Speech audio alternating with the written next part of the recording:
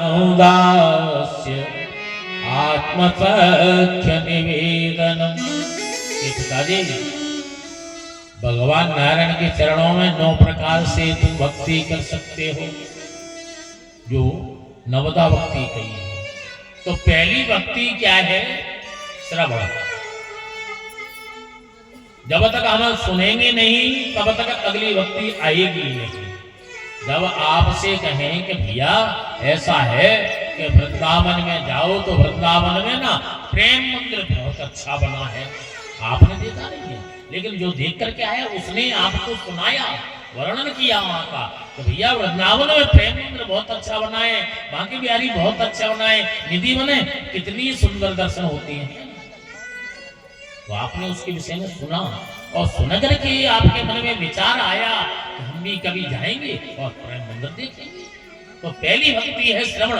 जहां पर भी सत्संग हो रहा हो, जहां पर भी कीर्तन हो रहा हो, जहां पर भी कथा हो रही, सुनो। ऐसे नहीं कि हाँ कथा तो हमने बहुत सुन ली है, वहां पर भी सुन के आए, वहां ऐसे नहीं। जहां सत्संग हो रहा है, चाहे कथा कोई भी कर रहा हो, जाकर के बैठिए, कुछ तो एक शब्द तो कानों में पड़ेगा, और जब एक शब्द को पड़ गया तो उसी से उद्धार हो जाता है। तो पहली भक्ति है श्रवण। के श्रवणं कीर्तनं विष्णु स्मरणं पाद सेवनम। तो प्रहलाद जी कह रहे हैं कि पिताजी नारायण के चरणों में 9 प्रकार से भक्ति करते हैं। पहली है श्रवण, दूसरा है कीर्तन, फिर स्मरण, फिर पाद सेवन, और अंत में जो नवदा भक्ति है आत्मसख्य निवेदनम, अपने आप को समर्पण कर देना, सर्वस्व उनको अर्पण कर देना।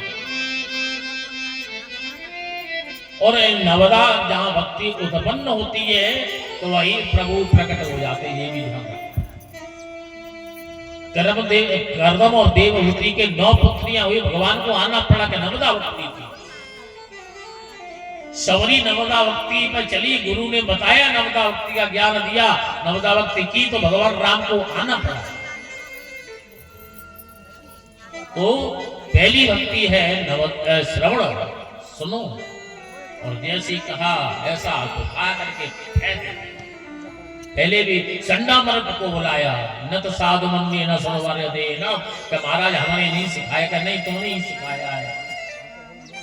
वर्णन मिलता है कि यहाँ चंडा मर्द को हिरण्यकशिपु ने मार दिया था, बाद में प्रहलाद जी ने अपनी भक्ति के द्वारा, शक्ति के द्वारा अपने जीवन को बनवाया। ले जाओ, वो नाना प्रकार के दुख दिए। भागवत में वर्णन नहीं है, अन्य पुराणों में वर्णन आता है।